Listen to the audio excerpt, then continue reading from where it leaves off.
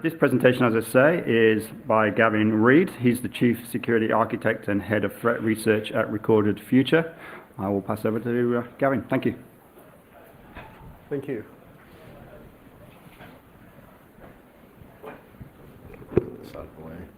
Hey everyone, thanks for coming, especially right after lunch. Good to see a really full crowd.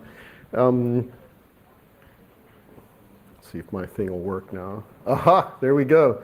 So yeah, my name's Gavin Reid. I work at Recorded Future. I lead their threat research group, which is largely made up of sort of two groups. One group does research into nation-state attacks, to threat actors, to criminals, to people, and the other group does more of the cyber indicators, the IOCs, the zeros and ones, and that sort of thing. So I've worked there for a couple of years, and previous to that I worked for 15 years at Cisco Systems, where I created and led their computer security incident response team. So I've done a lot sort of on both sides, on the protector side and of course the research into what we need to do to protect.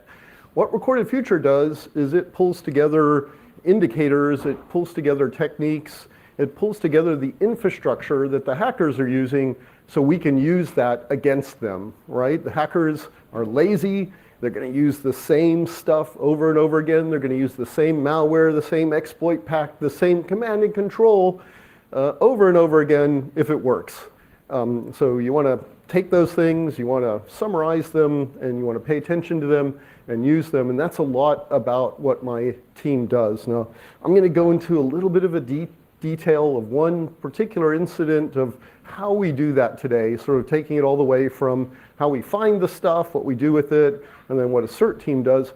But understand, this isn't the only way we do it. There's a we're looking for open, no distribute servers. We're looking for ways to pull malware. We're doing all kinds of stuff. Like our tool, for example, looks through GitHubs for references. We can search if someone's put some code up on a Git site that's inappropriate. We can get alerting on that. So we thought, well, if we're looking through all these Git sites, and all not just in the Western world, but all over different languages, let's start looking at files that potentially get distributed through GitHub. So we found that there were a bunch of files that were being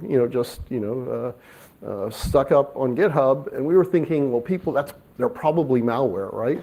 And so we got the files, we recompiled them, and found that mostly they weren't malware at all. But then we started looking into it a little bit more deeper, and we found that if the file was gzipped and base64 encoded and then put up onto GitHub, 99.9% times it was malware. So, and that sort of malware is the sort of bad guy staging stuff for an attack that he's going to do 2 or 3 weeks down the road. So really, really interesting source of data.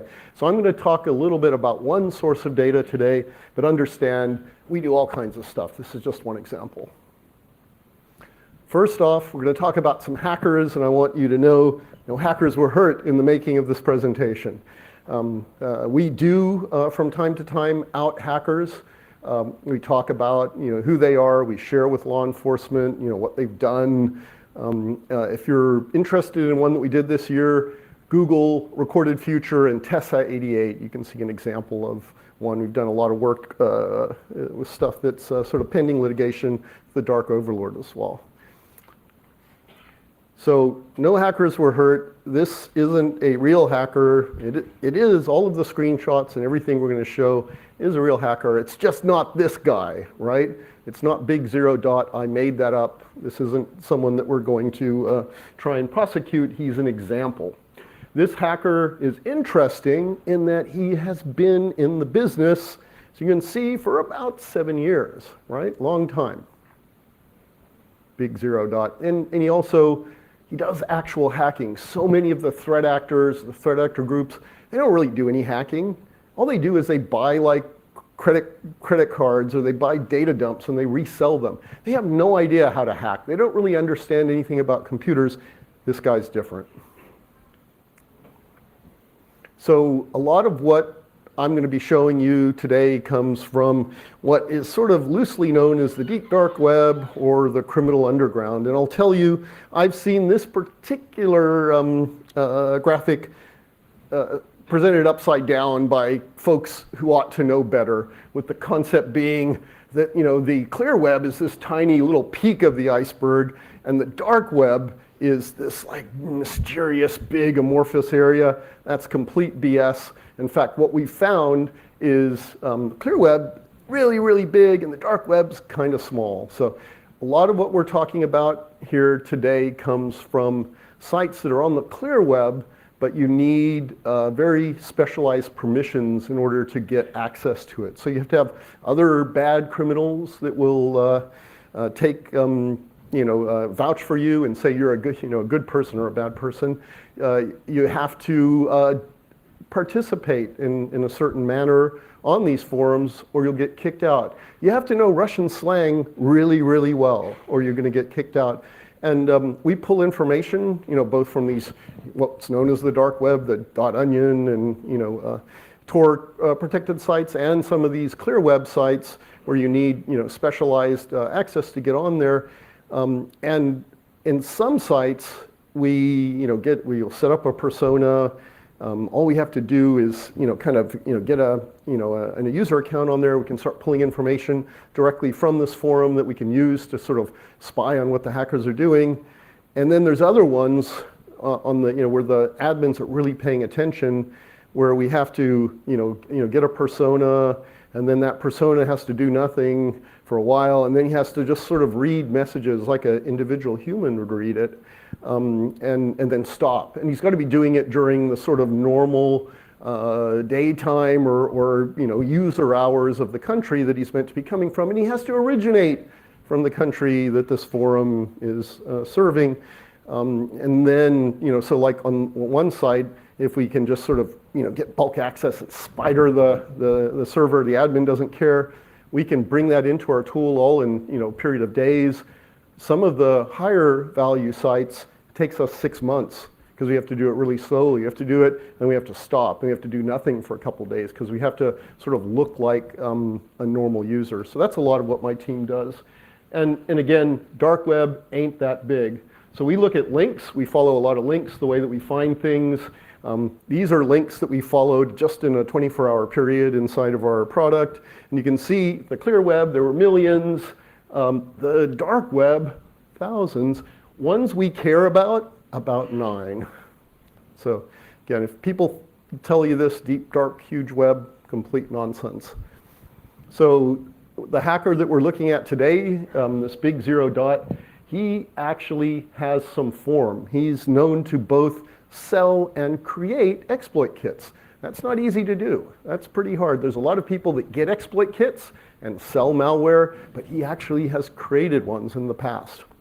And you can see with a huge amount of confidence, we know that this guy is what, Stanley McCobe Face or something, who resides in St. Petersburg. So how does a threat actor get into our focus?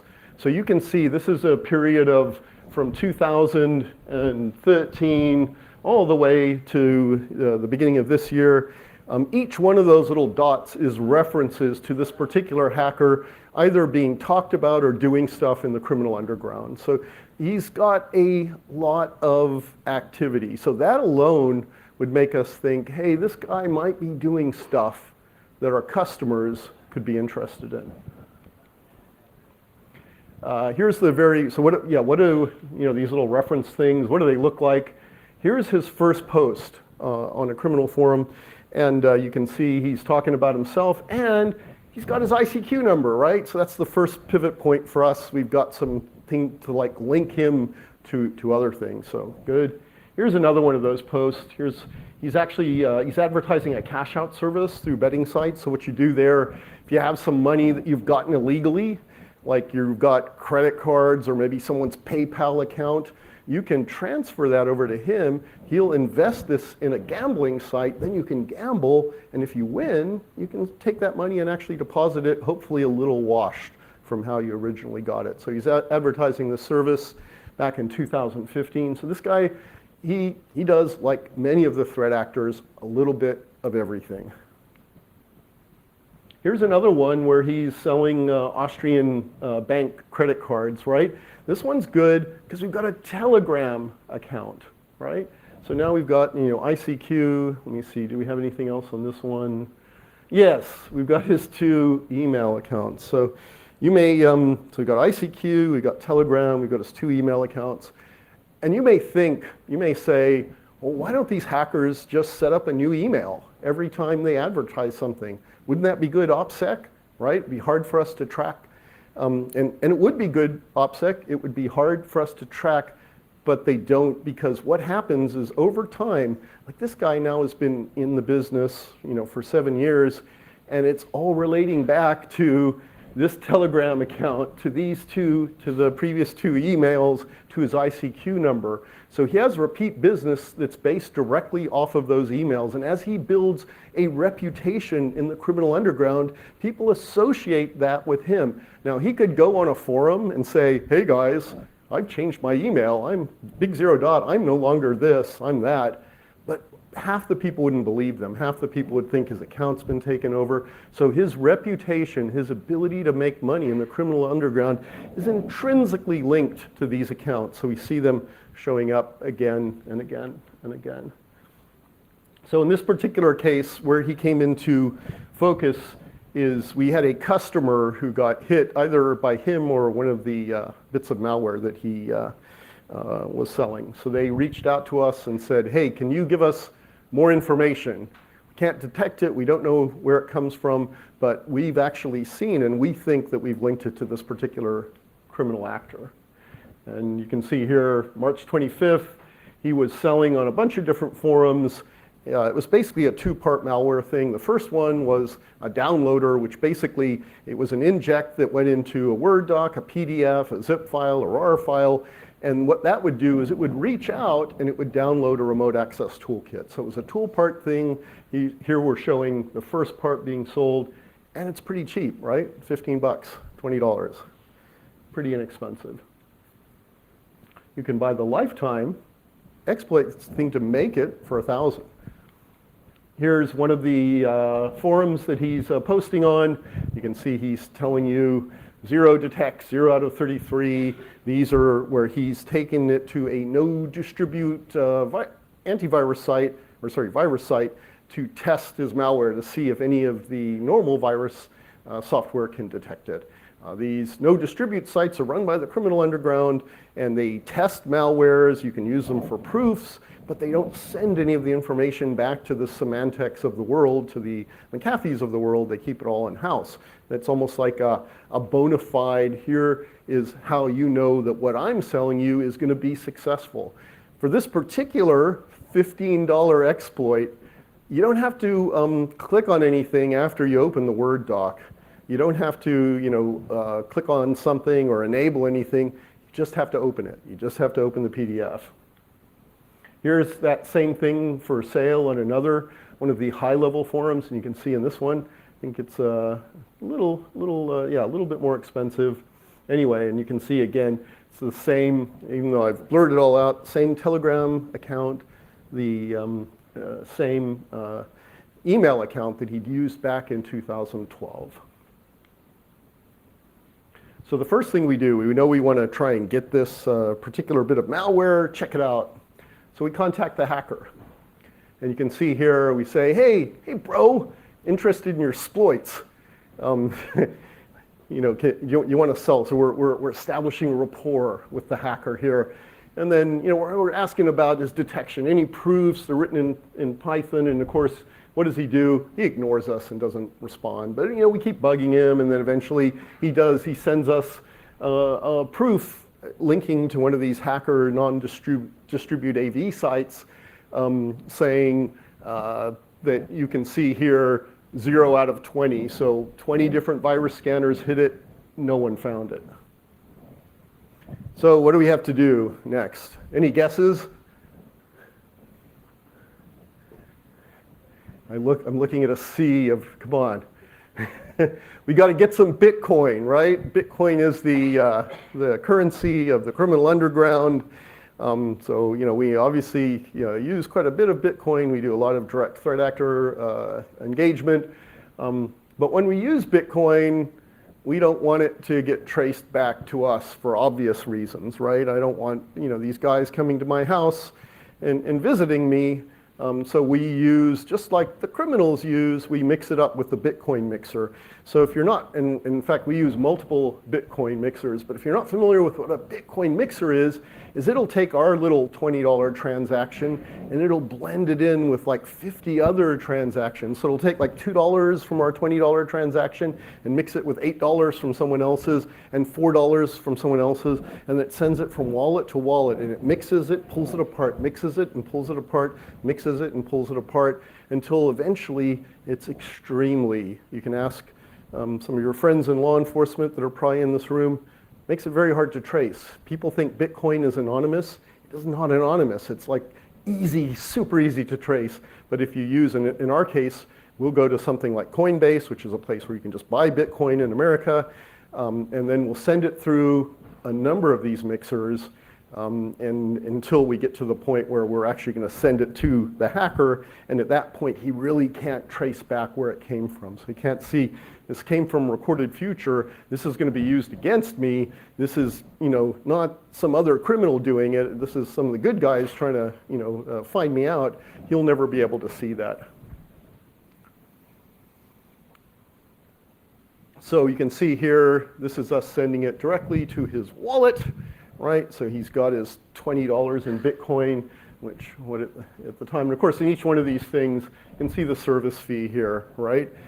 Every time you do this, they take a cut, right? There's a little slice of money out of all this. They make pretty decent money out of this. Obviously, we're talking small amounts here, but on some of these dark web markets that are dealing with large amounts of drugs, Bitcoin mixers can make a lot of money.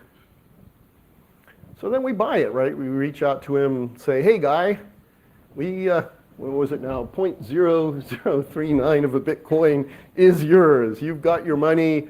Please, give us your, your stuff.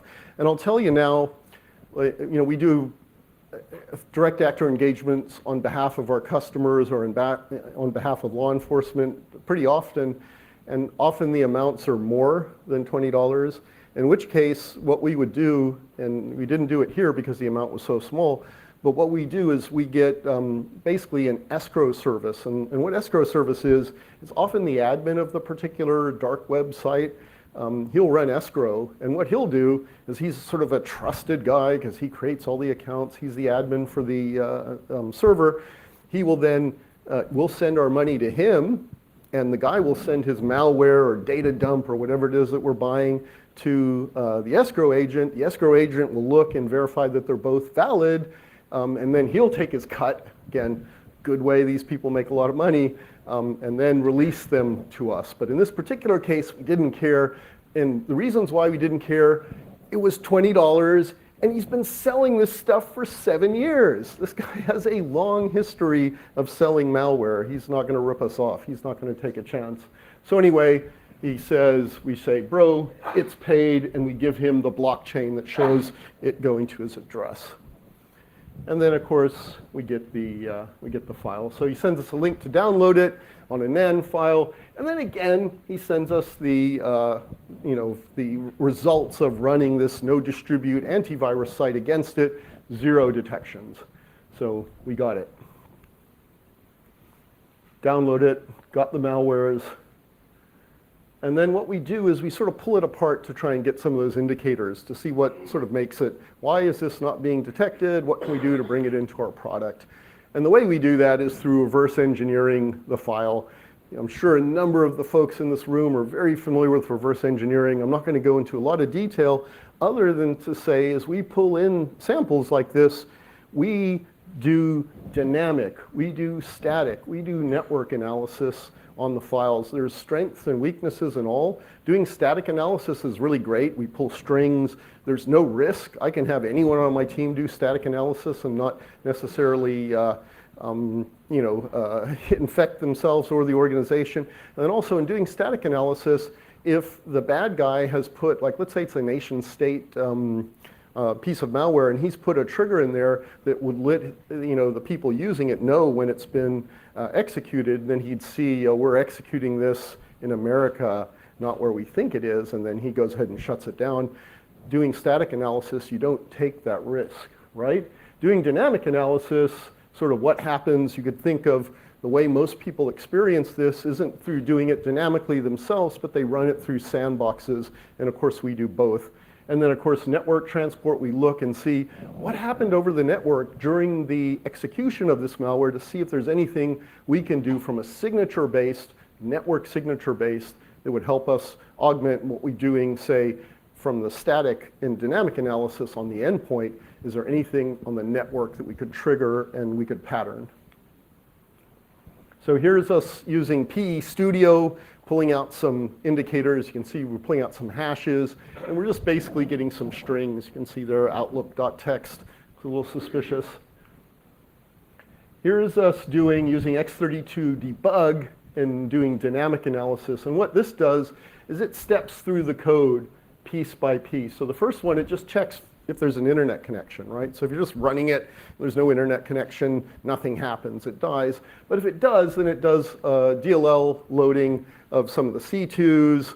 And then once it goes to the C2s, it sends a bunch of information about the particular client that's impacted so that the remote access toolkit knows if there's a vulnerability that it can use to extend its access on it. And then the last bit, here's a little bit of network analysis. We see this thing actually making a post out to one of the C2s. So at this point, we've got a fat hash of the file, right? Or a couple of files. We have a little bit of an understanding of what they load from a DLL and a file perspective internally. And we've got a C2, right? Good. Some info. So then, what we do is we pivot on those indicators. And I'm sure you guys are all familiar, with hashing a file. So if you hash a file has a unique hash identifier. Really, really useful if you're doing forensics and you want to just exclude all the normal Windows system files. You can get the hashes. They don't change. They're the same for a particular version of the file, and you can exclude all of that, right? For malware, we can absolutely identify something within 100% forensically sound method that it is that file with the hash, right?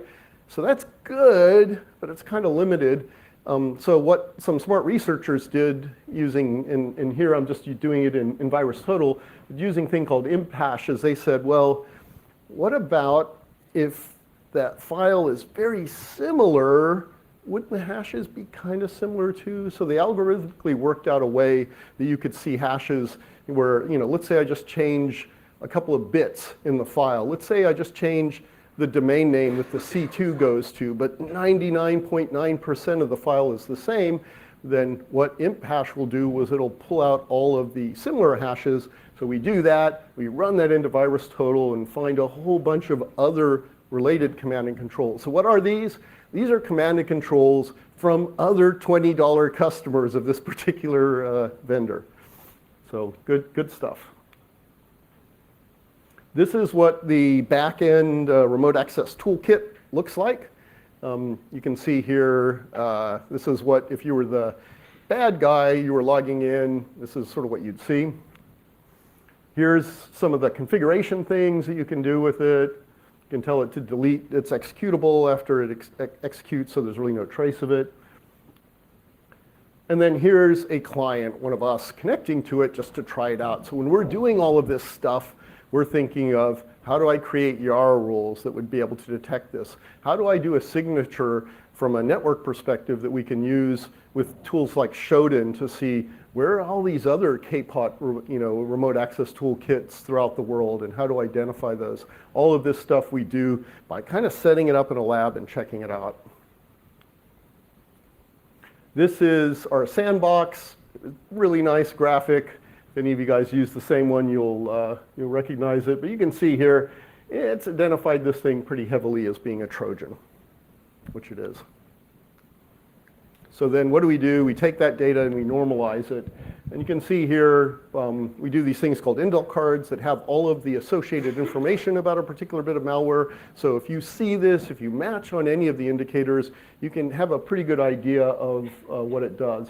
And this threat research from Insect group, yes, that's my group. So we'll write up stuff about it that we know, and then we'll link anything that we get from our reverse analysis. And then in the tool itself, we'll pull up other references that it may see for this particular threat actor, for the indicators, the domains, and then all of the normal IOCs that you would see. And these things, as you can see, we have both IOCs, we have some risk scores associated with them, and these are live updated. So in other words, if we come up or someone posts on Twitter of a number of different IOCs that are related to KPOT, this will be updated without us doing anything at all. So we have this sort of like one-stop shopping area where you have all the information about this obscure malware that some weird guy in, where was it, St. Petersburg is selling.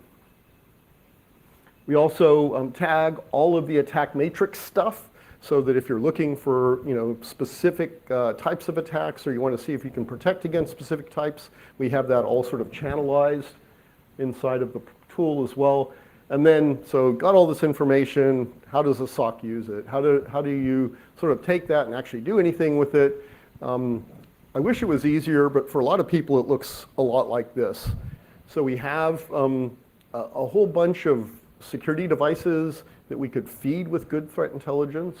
We have a number of different systems to hold the records. We have ways of enhancing and contextualizing the information more. And really what they're trying to, so this is a high-level diagram, and what they're trying to do, and what everyone's trying to do with good, high-fidelity cyber threat intelligence is basically three things. So the first thing is they get in new information potentially about this malware that they're concerned with.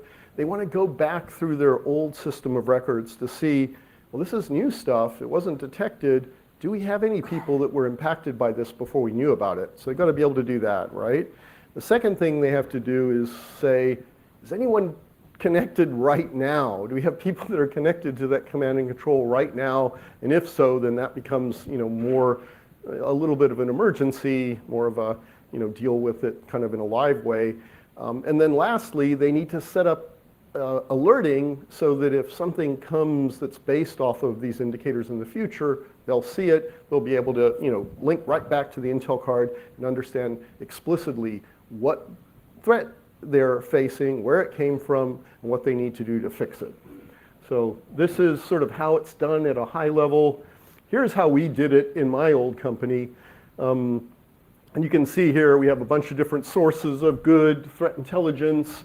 We're using, for stuff like, unlike Recorded Future, which is highly contextualized, we would get just base open source fields that were just IP addresses that really had no context at all. So we would run it through CRITS, which is now an open source program that Lockheed Martin wrote. And what it would allow us to do is bring in a lot of stuff from other sources, passive DNS, running things like YARA rules on it, SSD, to try and get as much metadata about a particular indicator or event as possible. And then all of this would end up in their tip.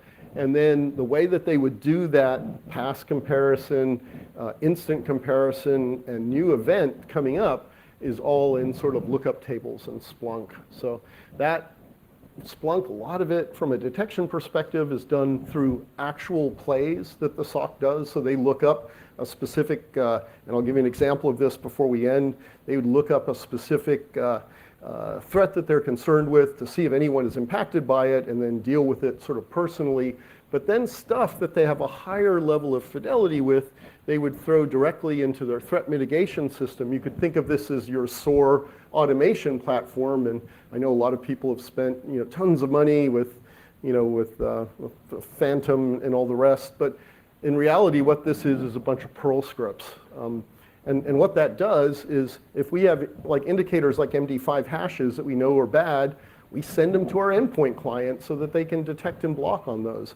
If we have things like domains that we know are bad, we're going to send them to our DNS RPZ zone so they get automatically blocked, and we use that both to protect and also as a detection source. Similarly, if we have a long URL, and we saw some of those in the earlier things, we'll send that directly to our web proxy so that those will both be blocked. And again, we can use it for detection.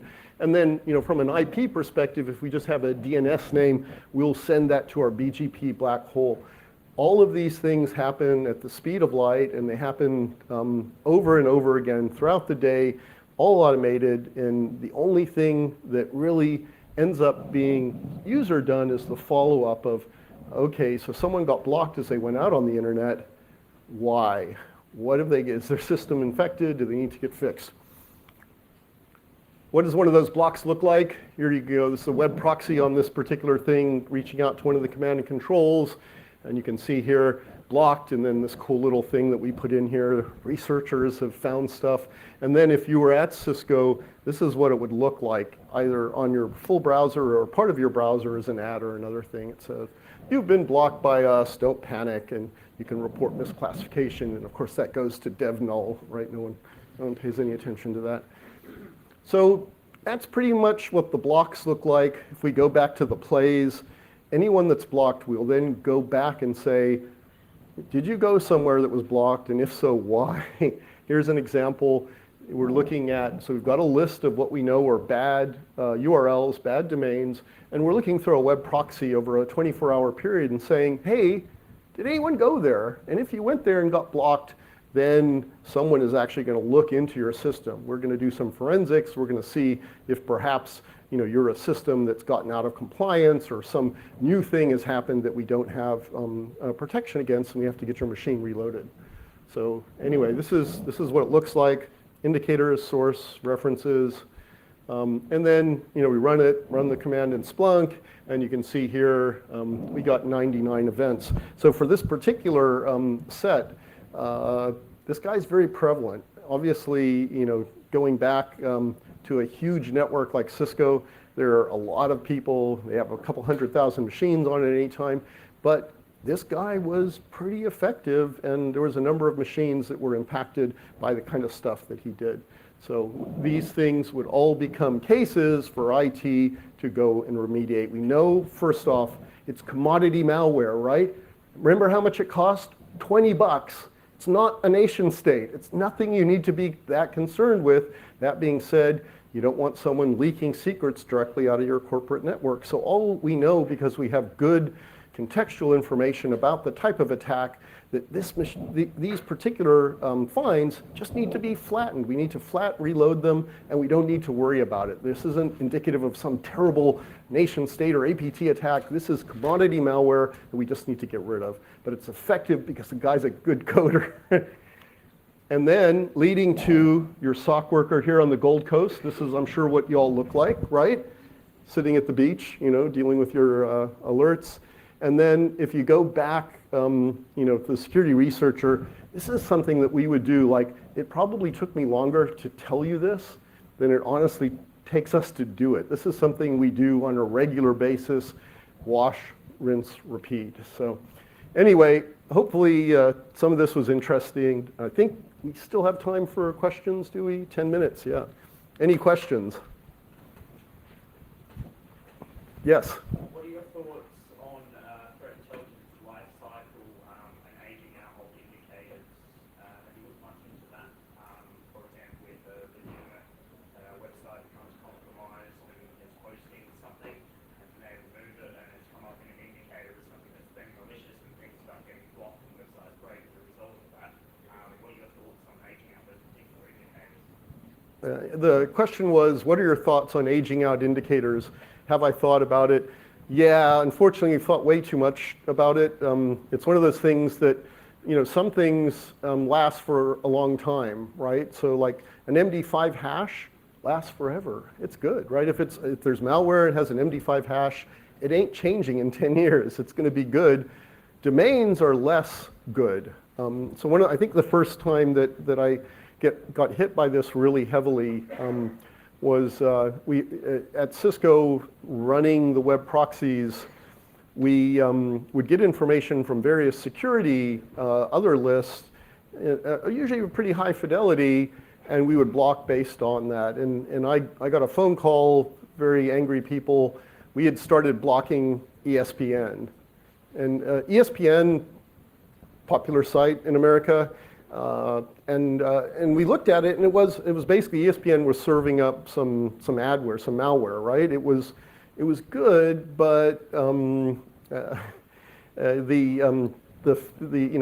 was a random bit of malvertising. Majority of people weren't seeing it. It caused way more trouble and got us a lot of bad publicity, as we were seen to be this stupid group just blocking ESPN. And so, like, for that particular fix, we ended up doing a little bit of a algorithmic development that said, okay, block if you get something, but if it's got like over 100,000 streams to it over the last half hour, don't block it. Send an alert to one of the CERT guys and let them look at it. So things like domains, obviously, and IP addresses in particular can be very temporal, right? And so, and that's one of the things. I was in a discussion with a customer earlier this week, and they were asking me, well, how do we know? How do you rate feeds, and how do you know when good feeds are good and when you're bad? And so we went into a lot more detail on that I'm going to go into it with you here anyway. We can do it afterwards. But basically things like how much new is there, right? How much net new do they put in on a daily basis is a good thing to watch for. And then secondarily, how much do they expire?